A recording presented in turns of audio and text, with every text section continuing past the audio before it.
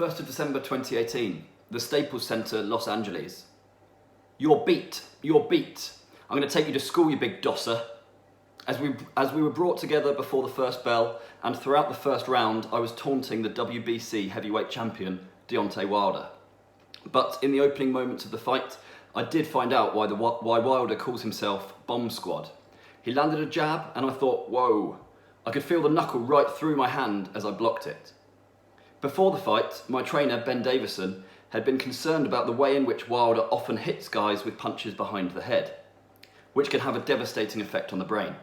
Ben had actually flagged it up to referee Jack Rice, and as the fight wore on, he was wary of how Wilder was trying to catch me.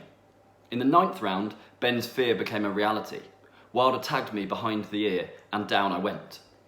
Maybe I got a little too comfortable, and the effects of losing so much weight before the fight had taken a little spring out of my step. But it's also the kind of shot that short-circuits the brain. There's nothing you can do when you get hit behind the ear or on the temple. Your body loses control, and you hit the deck. Still, whatever, I was down, and with 2 minutes left in the round, Wilder believed he had enough time to finish me off. Wrong, I wasn't hurt, and I got to my feet and back to what I'd been doing.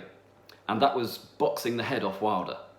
As he came at me, winging right hands, I clamped him to my body, allowed my head to clear, and then I fired back.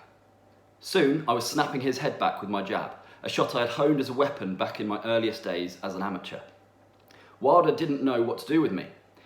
He's the WBC champion, with scary power in his fists, but he can't land punches.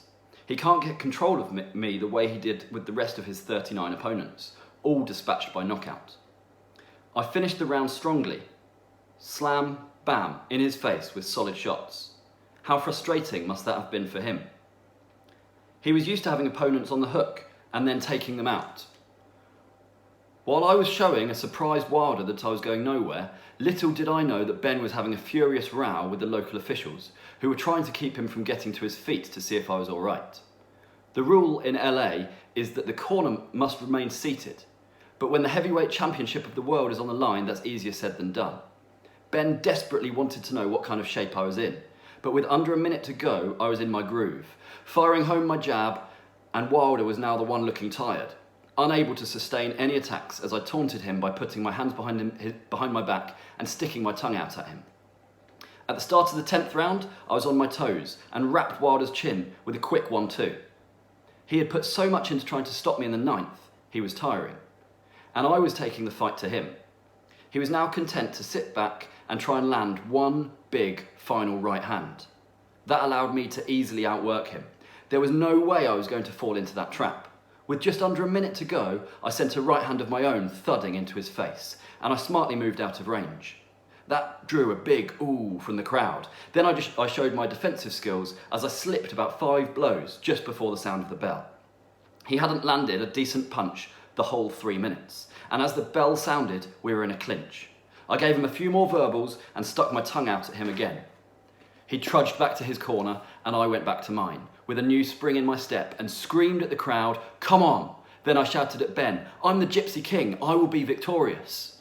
I was reaffirming my confidence and belief that I was in the middle of making history, writing a script that few thought possible.